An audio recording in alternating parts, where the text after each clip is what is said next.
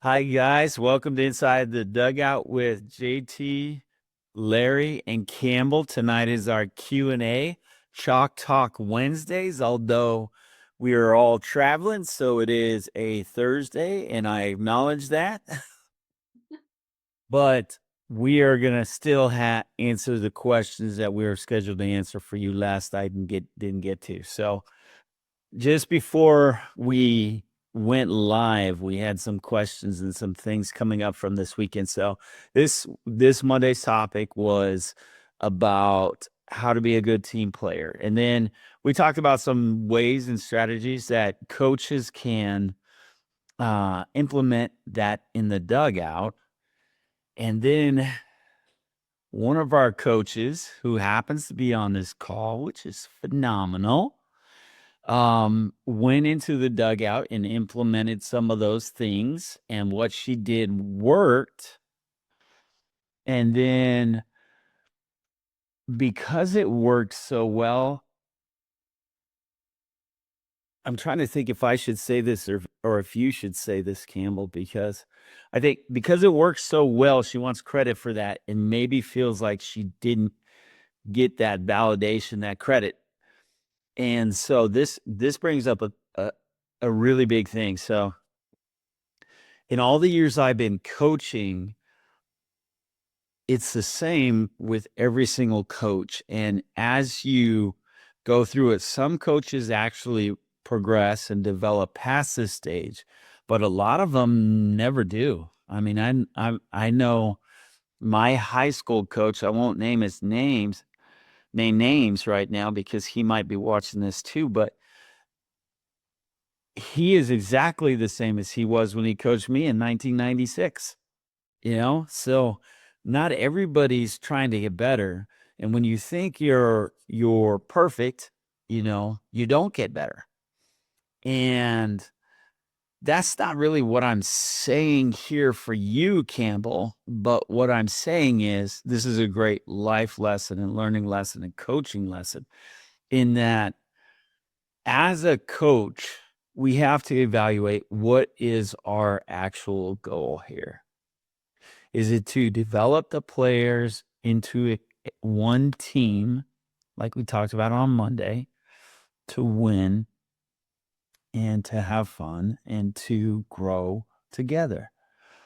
Or is it for me to be the best coach on the planet and for everybody to acknowledge that?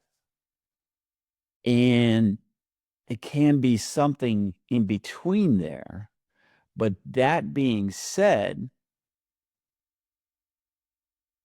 as the coach, if you get your validation from the actual success that you're seeing in both your players and team, instead of needing those players and team or referees or umpires or tournament directors or parents to acknowledge you as being the architect of that, that's when you're really starting to settle in to really be a great coach. Because not Campbell so much. Not Campbell so much. She just was super excited. Everybody loved her. She took over management of the team, made all of the lineups, and did all of those things. And I played on the team for everybody who was listening. And so I was there in the dugout experiencing this as a player. And the person who was the coach, quote unquote, on paper, after game one, was no longer relegated to that role because there wasn't anybody in the dugout who would follow him. And at this point, I want to say, having said all that, Campbell, I may or may not have answered what was on your heart right there.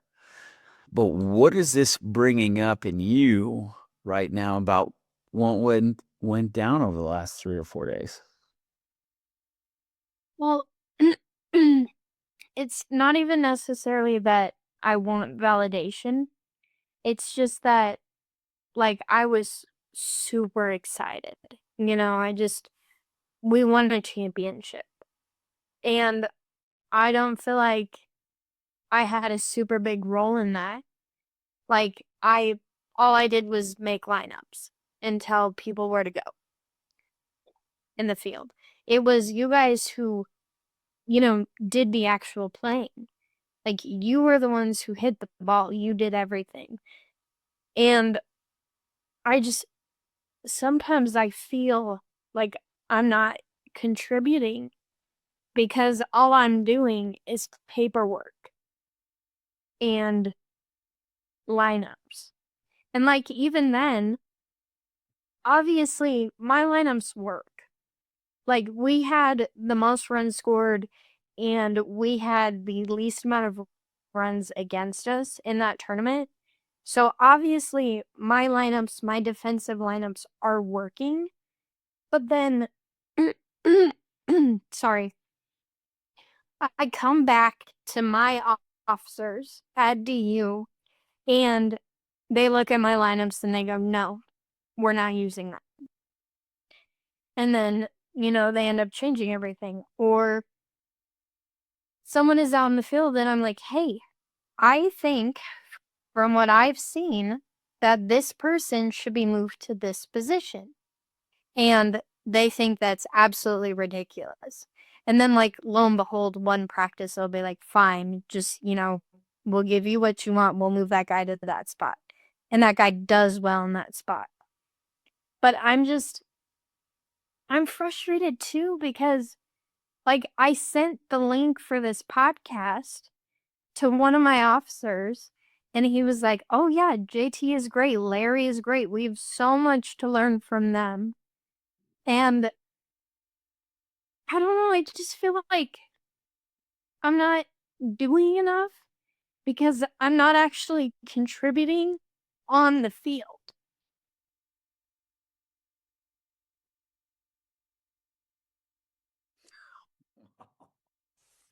Yeah, I that's mean, the definition of a coach, right, Larry? 100%. I mean, you look at Bobby Cox and how many he won, and he didn't play. He put the lineup out there, the right guys, the right 9 guys, the right 10 guys out there to play the game. And when you have a Maddox, a Smoltz, a Glavin, it's a lot easier. When you have your dad, the other 3 guys on the mound, the hitters, it's a lot easier. When you have a good team that plays together as a team, your job's easy. Your job is now hard because you bring in the guys from your organization right now, and your hardest job right now is to have them trust you. And what you are doing is right. And you have to believe in your heart that you're doing is right. Stick to your guns, and it's the way you're going to do it because that's why you're there. And coaching's not always, that's why you never hear the good things when you win ball games from a coach. You always hear the bad things because they're always going to scrutinize you for what you did wrong and not did right. Remember that. And you have one thing that you have that you got this weekend was this, a ring. You got a ring because what you put out there, the lineup. That's when you said that, you could have batted 4 other guys in front of your dad and then get a chance to put your dad on the lineup to get RBIs. But you didn't, and you had the right time, the right place, the right guys, the right place, the right time to drive in runs, to win ball games. So you did a good job. Don't worry about what you did a great job. And right now you're fighting with an organization that hasn't won. They have not won. Like have you won in adult baseball? And you're bringing that drive that you have, that passion to these guys, and they're going to get it. They're going to get it, but they have to have some success first. Like I told you before, you need that team bonding. Get that team together as one. Because I mean, your dad's team, Coach T's team, they're together as one. They travel together, they talk together, they have lunch together, whatever they may be, but they're one team. And right now, your program is over everywhere. You have everywhere you go with these guys. Have a barbecue. Do something on a weekend outside of baseball and bring that team together. But you did a good job. Don't ever say you didn't do a good job because you put a lineup on there that won ball games. So I feel you, but don't think that way because you did a good job. And you got to be careful of those. I mean, that's awesome, coach. And you got to be careful of those Debbie Downers. those naysayers, because they're the Monday morning quarterbacks, right? So if everybody knows what that means is they watch the game on Sunday and then they tell you everything they would have done on Sunday if they were that quarterback.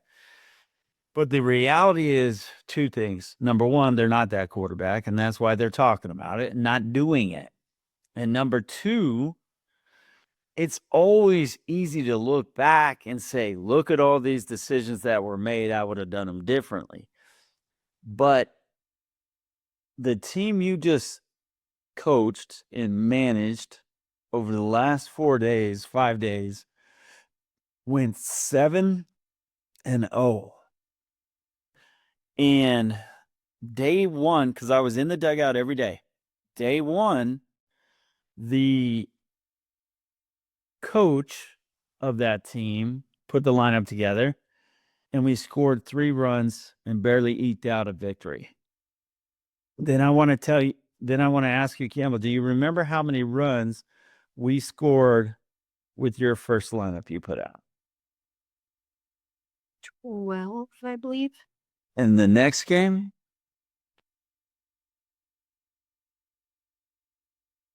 6 or 7, or no. Was it more? I don't know. It was a lot. 6. So it was 6 actually the first game, then it was 12, then it was 13, and then then it was 17, then it was 13. So was there a difference between his lineup and yours? Yeah. Okay. What about defensively? How did that go? Probably went much better. Yeah. We gave up the least amount of runs of any team in the tournament. Yeah. So what you're saying without knowing it is you were the best manager in this tournament because you put your players in a position to win. You put them in a position where they had a chance to succeed individually and together. And I think it's time we bring up the fact that you wrestled one of the guys to keep him in the dugout. So this is a grown ass man, and we're in the 10th inning, and he says, and he's the coach, of course, you know that's who I'm talking about. And he says, you got to put me in here. I'm going to win this for us. And he has 2 hits through 5 games at this point. And the guy he's trying to get Campbell to put him in for has 12 hits. And the winning run is on third base in the 10th inning, bottom of the 10th inning.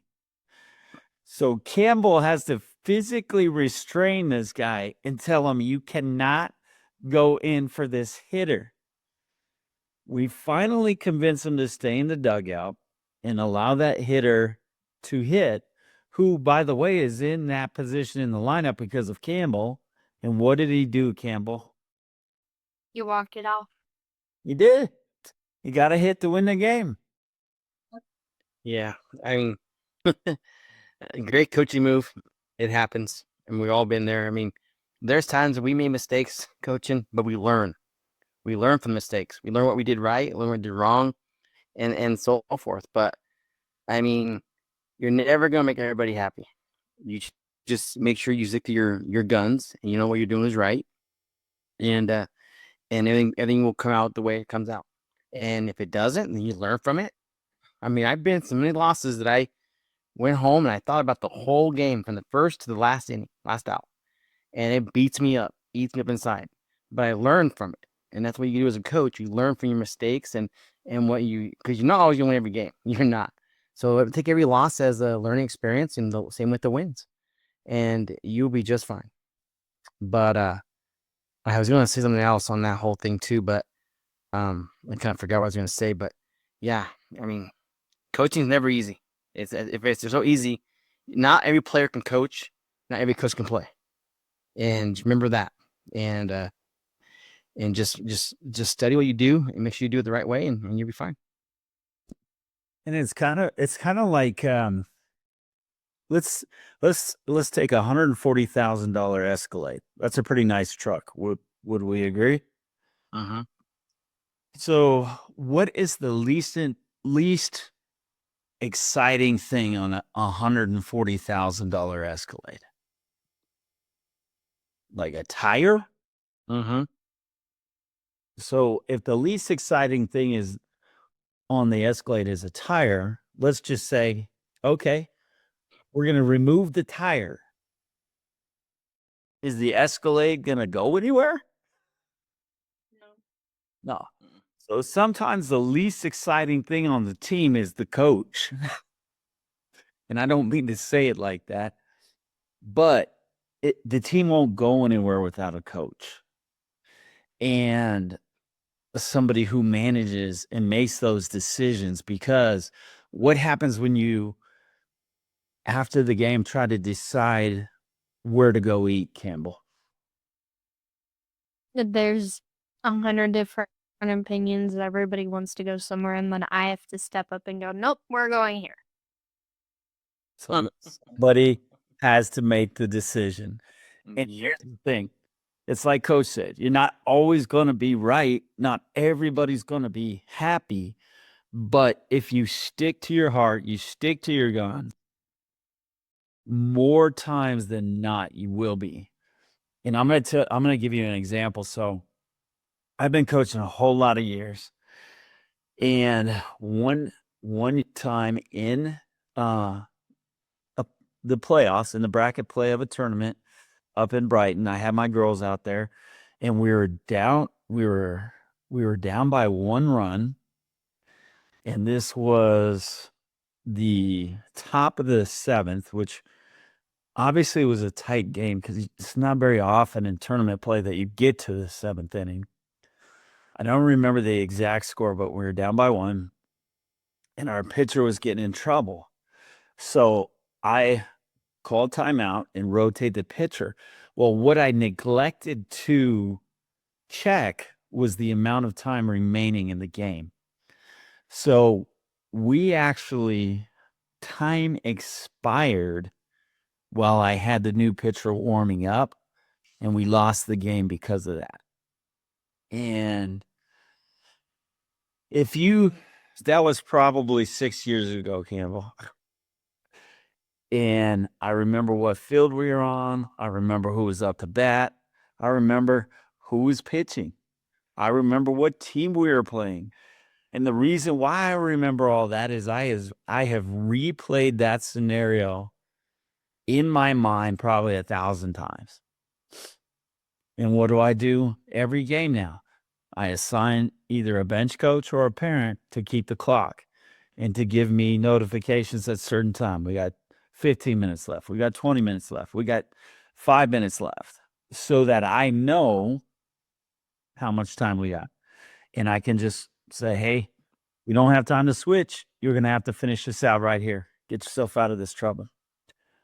But yeah, and I've been coaching a long time, and I make those mistakes. And I will tell you this.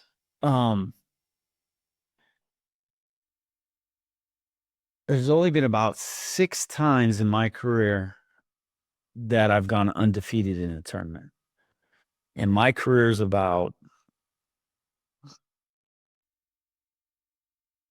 8 times as long as yours. And you've already done it once?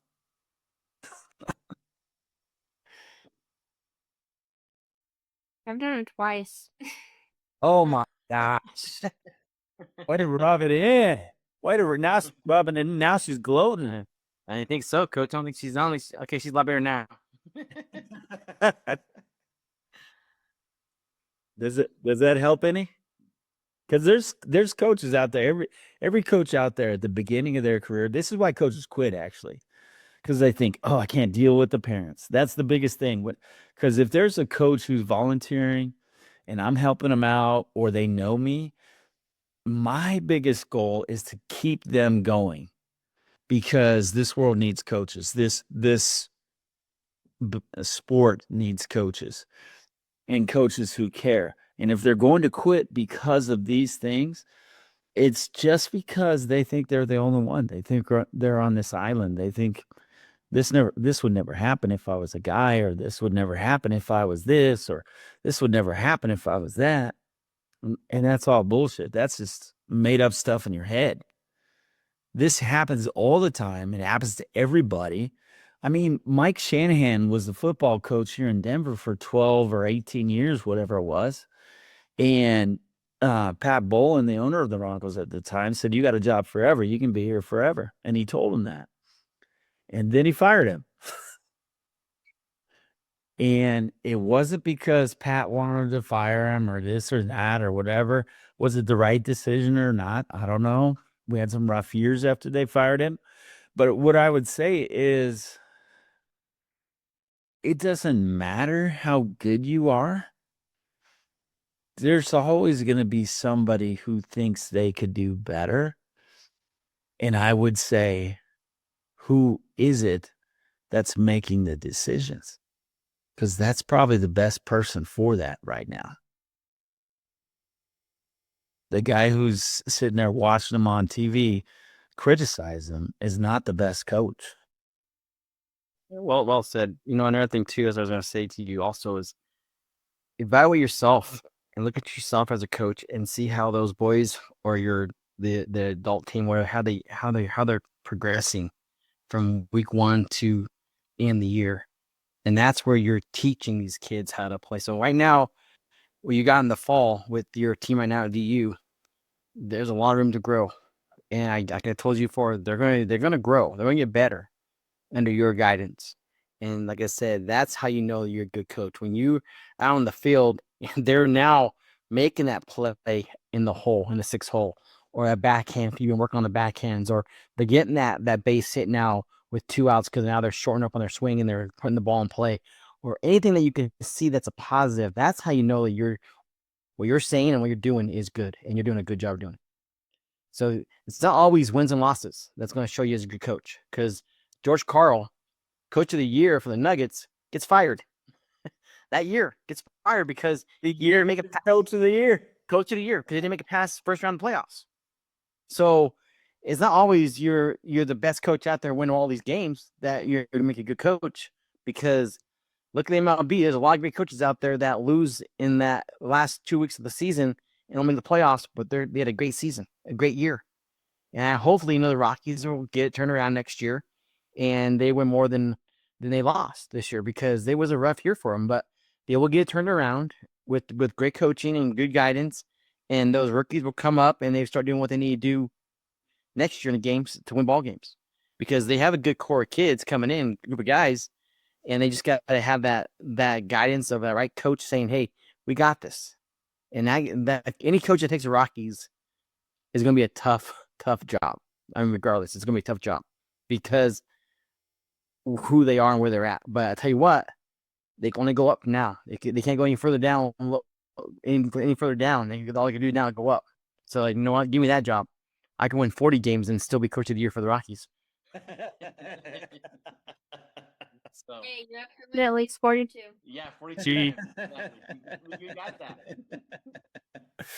that. See, this is how good it is. I think this is great. This is great, and I suppose it wasn't really our normal Q&A format here, but it was obviously something that was weighing on your mind. And I just want to let you coaches out there listening to this and watching this to know, I just want to let you know that you're not alone. And that's why we have a community like this where we can sit here and help you talk through these things and help you realize that the problem's not you. And the problem's really not even those naysayers. It's how you're taking it, right? It's how you're receiving that feedback. And I wouldn't say it's negative criticism or positive criticism or whatever. I would just say it's feedback. And if you look at something as feedback, when I hit the ball and it goes over the fence as a home run, that's feedback. When I hit the ball and it goes up in the air farther than it goes distance-wise, it goes higher than it goes far, that's feedback. If I swing and I miss, that's feedback. Feedback is how we learn and how we grow and how we expand.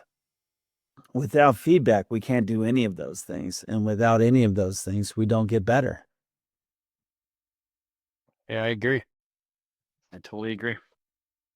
Larry gives me feedback all the time, and so I'm growing like a madman. Vice versa. We're all growing. We're all learning. We're all doing things. So, like I said, you can always have good stuff coming along, but you need that feedback to say, hey, if you do this, do that, look at this way. And it's never a bad thing. But you take it as a coach and you learn from that. Like I said, I learn it every day. I'm watching baseball now on TV. I'm learning certain situations. Why would they do that? Why I should do this? That's what's so fun about playoff baseball now. It's so critical. One little thing can cost you the whole game and your series. So just like I said, stick to your guns. You're doing a good job. Good job on this weekend, winning the ring. That's awesome. That's awesome. So it was a good call. It was a good day. Yeah. Well, hopefully you got some answers. Did you, before we round this out, Campbell, did you have any more questions or anything else come up while we were talking about that? Well, this is kind of a big one, but like I've noticed, and I don't know if we have enough time to get to this, but like I'm in such a weird spot to where like a lot of the guys who have been playing for me, they've known me since I started managing when I was 12 years old. And so in a lot of scenarios, like they still see that 12-year-old who has very minimal baseball knowledge, doesn't really know what she's doing. And even now, like the people who give me the most trouble with the DU team are the guys who knew me my freshman and sophomore year. But then, like, now all the guys who came in my junior year and now my senior year, those are the guys who respect me and they listen to me and they follow me no matter what I say. But it's those guys who were there my freshman and sophomore year that just, I say something and they laugh. Or, like, even the guys on the older teams, like, I was about ready to be done after the beginning of this season, but then I started helping out with the 35s. And those guys didn't know me when I was 12 years old. They just know me in the last 2 years. And they really respect me and my decisions. And like there were multiple times over this weekend where someone would walk up to me and be like, "Oh, I'm playing this position," or "Oh, I'm batting in this spot." And I'd be like, "Yeah, just trust me."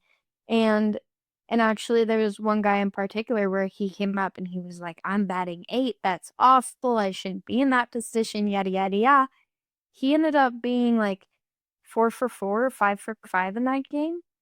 And he ended up slowly and steadily going back up in that lineup, but all he needed was to be in that low spot, see fastballs, get his confidence back, and then he was my 5-hole hitter the entire weekend after that.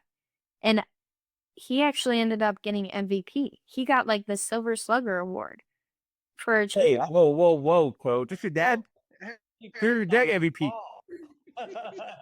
He got the Silver Slugger. That's different. He got the Silver Slugger. Sorry, he got the Silver Slugger. He had the most hits and RBIs in our championship game. Good job. Game, the Silver Slugger. Good job. Yep. Good job. I mean, Cal, like I said, you will never make everybody happy. Just stick to your guns. What I'm hearing from you, what you need is that unity of that team. That team needs to trust you. You only have a few guys that trust you here because they don't know who you are before, but the other ones do. Those guys need to trust you. And either it's an outing with the team, go have barbecue, just get out of the baseball mindset and go watch a football game on TV. You need to get that team unity as a team in there. And I mean, there are so many times that took our kids to the ocean. All the guys, when we were in San Diego, we all went to the ocean together. We all ate together. When you get to that point, that you're doing it together as a team, that trust will get there. And then when you start winning ball games, that trust will get there. Especially when it's a tight ball game, like a 3-2 game, and you pull it out. Something you do as a coach, you pull a guy in, put a guy out, what happened, they run a new pitcher in, and you win that game. That's huge, and that goes far. So just relax. You're gonna get there. You're gonna get there. I mean, we didn't get there overnight. Like, trust me, we've been there where you're at many times, and that's why I'm saying we're so good at what we're talking about now, because we listened and we watched and we learned how we can get to these kids and how we get trust to us. As we're not playing, we're not playing. But what I do out there with those guys that day, I went and talked to those guys. I've been here. I've done this. I won. Now I got credibility. I've coached here. I've coached here. I've coached here. Now credibility. Now they're going to trust us. Your dad, Coach T, same thing with him. He went out there before me and talked to these boys. They understand who he is. All it is just a little bit of knowledge and a little bit of, hey, you need to do this instead of that. And they'll start trusting you and be assertive. And this is why you're here. You're not, you're at 9th or 8th because you're bad, because you need to see more fastballs. You need to get that confidence level back up. When then all of a sudden you went 4.55. Now you're batting 6th. Now you're batting 5th. I love batting 3rd, but I love batting 5th too, because you know why? Some more fastballs. And that's why I hit. So once you relay them why you're doing this, not because I'm the coach, it's because I want you to see more fastballs and changeups or curveballs. I want you to be successful. Like when you do in and out, do you just pound the ball as hard as you can to these infielders? No. It's easy, 2-hopper. Make them field it. Make them look good.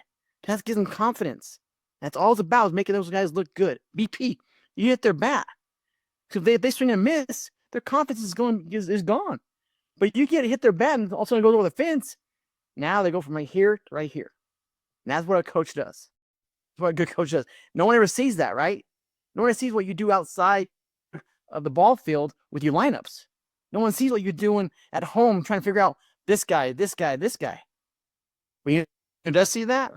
Us. Because we've been there. And you will see that in your record and in when these guys start getting better every day. So, sorry, Coach. Amen. I love it when Coach starts preaching. I love it. Preach. I love it. I think I'm going to tell a quick story. So Monday morning, because we're in Arizona, we're staying with one of my best friends from college. We actually reconnected recently, so we're getting caught up. And his kids play soccer in Arizona, and he was having a challenge with his son. So when we're at the club in the morning, we were talking, and then he was picking my brain, and then we got on our podcast, and we did our podcast. And this was Tuesday morning, right, Campbell? Tuesday morning? Yeah. So Yeah. he was listening to our podcast. Then he immediately goes and takes his son to soccer practice that afternoon. And he talks to the coach, and he says exactly what we said, and says, oh, ask the coach, like, what do you think? What will she do? And the coach is like, you need to host a party at your house for the team and don't do any soccer. You want your kid to be a part of and feel a part of this team, then it's got to be separate from what they see on the field, because they don't really know each other on the field. They're just getting to know a small piece of that person. But you go over to, like, say the issue is with Jay's son Jaden. If you go over to his house and Jaden hosts his party, and his friends realize, hey, Jaden's pretty cool. He plays video games. We play video games. He has these Pictionary games or these other games that we like to play. He has this really cool house. He's a really cool guy. He's cool to hang out with. His room looks like exactly like mine. All of a sudden, everything starts to come together. And this is what you always find, because, you can believe whatever you want to believe, but you're on that team because you belong. And you wouldn't be on it if you didn't. That's just how it works. And if somebody really is changing where they start to not belong or they really don't belong, that will naturally go away. But in most instances, everybody who's on there is meant to be there at that time, learning those things from that coach and those other players. And when you go to those houses, if you were to go to every kid's house, you're going to find some common themes, some common threads. And when you do these activities outside, now, when you do these activities outside of baseball, in our case, you can't talk about baseball because it then interrupts that team bonding. What it's got to be is, if you're racing go-karts, see who's the best go-kart racer. If you're playing video games, see who's the best video game player. If you're doing a sack, what's that, a potato sack run or whatever it is, frog racing, cat racing, dog jumping, horse jumping, whatever it is, it can't be about the sport that you're in, or it's not going to be effective. And if even when I take my parents, so we do a thing at like Boondocks, which is a lot like Dave and Buster's, if you don't know what Boondocks is. And we go there, and the parents always want to ask me all these questions about softball and this and that and the other. And I said, no, that's not for this place, and that's not for this time. We're here to enjoy this and make sure the kids stay together as a team and go through this whole thing and just have as much fun as they can possibly have. There's no mention of softball, no mention of tournaments, no mention of money, no mention of schedules, none of that. This is a team bonding experience. And so, Campbell, with you and not just the officers, but the other players over the off season, if you schedule something, have them come to your house, our house, right? And host an event that has nothing to do with baseball and everything to do with getting to know them as people. Because no matter what you are throughout your entire life, you are always a people. You are a person first. And all these other things are just things that you do. Campbell, you're an amazing human being, and you're also a manager, and you're also a friend, and you're also a student. You're also a colleague. You're also an employee. Those are just extra things, but you are a person first. And when you get to your team to know each other and to know you as a coach outside of that, they're going to realize, you know what? Campbell is pretty special, and she really does care about me. And that's when the trust starts to develop from the inside out. Very good. Very good. I got one more for you. That one, Coach, even better. When's your season over with, Campbell? I think, well, it's not over till the spring. We just have like a little. Once fall done. Fall is done the week before finals. It's like what? December? I You can't play when your last fall game. think it's like November 14th. Okay. So every fall, every team in the nation, you have a fall World Series. So you get that last week of baseball, like CSU Pueblo. We did a 7-game series. You get 11 teams and so forth. What I'm going to tell you need to do with these boys is this. When the 14th is done, you guys are done, you get that week off, whatever it is. Have your captains pick a team. Pick 2 teams and separate them. And you do a bowling competition. So you have 8 teams that there. You do a bowling competition, and then you do ping pong. Or so you have certain teams guys do bowling, and you have certain other guys teams do the ping pong, and then you do a sack. The what's that thing with the sack? So you throw the whole cornhole, and then pickleball, whatever it may be. You get like 4 things, and you have them compete. And the winning team, that's how you get that bonding. The winning team wins, whatever it is. And then you meet up that Saturday night at a house, whatever, and some hamburgers, hot dogs. Your dad and I would show up, and we cook for you, whatever you want us to do. But that's where competition's done. You start on Wednesday, ends on a Friday night or Saturday, and you go to a house, and you have the hamburgers, hot dogs, and then you come as one team. And that's what you do. That's what you do. I love it. And man, we did that at CSUP, and we did a bowling, and man, you see them juices. All athletes are competitive. It doesn't matter what you do, from ping pong to cornhole. Your dad and I, we're competitive. You ain't gonna beat me. I promise you that. Whatever you do, I'm gonna try my best to beat your dad. You know what I'm saying? And vice versa. And those boys, the competitive edge is gonna come out, and then all of a sudden you start seeing that team building start coming in. And then all of a sudden, after it's all said and done, you get together, you have a barbecue, and man, I tell you what, that's now you got something going on for the winter and in the spring. And not only do you start winning, Campbell, but they trust you. Exactly. So that's some gold stuff for their coach. I feel like some good talk today. I think Coach Larry was doing some preaching tonight, so I feel like we need an amen. Amen. Well, yeah. I'm ready. I mean, with the Bears, man, we did a PS5 tournament. I mean, we did anything we possibly do competitive wise. We rented out the whole ballroom in Atlanta, and they got football bats and footballs, and it may be still baseball, but it wasn't baseball. They're having fun. I mean, that's what when you see them kids smile and they're laughing and joking around, that's when you like saying, "Yep, now we're becoming a team. Now we're doing this," and I love it. Yeah, one of these days I'll show you trash ball, Coach. Yeah, definitely. There's so many good things out there you can do to make this game fun. And like I said, all they hear from you is wham, wham, wham, wham, wham. They don't hear the fun, Campbell. Hey, how about doing this? Let's do that, because right now it's work for them. And it's a dog days of fall, man. We're tired. We got school. We got this. We got that. We don't be out here, and we have Coach Campbell on our butts. And then you switch that around, and then wow, you are human. You are a fun person to be around with. Now that trust is in there. Now you would be called a player coach, not the other way around. You want to be called a player coach. You want the players to respect you and like you, because you're going to be the right person for their job. Amen. I'm done. Amen. Well, this is fantastic, coaches. Thank you so much for being here. Hopefully those of you who are watching this have some more questions.